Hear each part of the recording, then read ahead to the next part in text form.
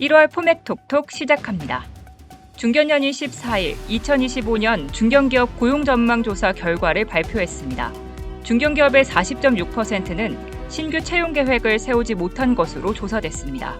신규 채용 계획이 있는 59.4%의 중견기업 중 전년보다 채용 규모 감소를 전망한 기업은 25.9%에 달하는 것으로 확인됐습니다. 채용 규모를 줄이겠다고 응답한 중견기업들의 40.7%는 실적 악화 및 수요 감소를, 30.1%는 비용 절감을 주된 이유로 꼽았습니다. 중견기업들은 인력 확보 애로 해소를 위해 고용지원 사업 확대, 세제 지원 강화 등이 필요하다고 입을 모았습니다. 대내적으로 불안정한 상황이 지속되고 있습니다. 중견기업은 물론 산업 전반의 고용 위축이 크게 우려됩니다. 취업자 소득세 감면이나 청년 고용 지원 사업 등이 확대되고 내실 있게 추진되어야 할 것입니다. 중견련이 21일 2025년 중견기업 투자전망조사 결과를 발표했습니다. 중견기업의 50.4%는 올해 투자 계획이 없는 것으로 조사됐습니다. 전년 동기 대비 8.7%포인트 증가한 수치입니다. 투자 계획이 없는 중견기업들은 불확실한 시장 상황, 경영실적 악화 등을 주요 원인으로 지목했습니다. 최진식 중견련 회장이 3일 2025년 경제계 신년 인사회에 참석했습니다.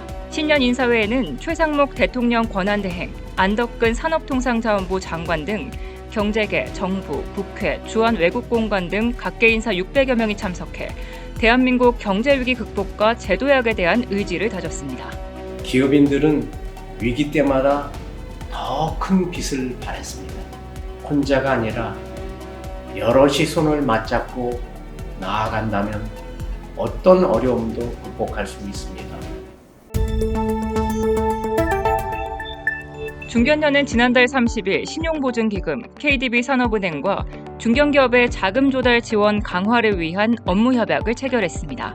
새 기관은 적격기관 투자자 시장을 활성화해 회사채 발행에 어려움을 겪는 중견기업의 자금 조달 구조를 다변화함으로써 원활한 회사채 발행에 기반한 투자 확대를 견인하는 데 협력하기로 했습니다. 중견련은 2일 기획재정부가 발표한 2025년 경제정책 방향에 대한 중견기업계 의견을 통해 민생 안정을 최우선으로 산업 경쟁력 강화 등 주력 정책 분야의 가용수단을 총동원하기로 한 정부의 강력한 수행을 지해 환영의 뜻을 밝혔습니다. 특히 역대 최대 규모인 55조 원의 시설 투자 자금 공급 계획을 구체화하고 올해 한시적으로 중견 중소기업 대상 임시 투자 세액 공제를 추진하기로 한 것은 매우 바람직한 조치라고 강조했습니다.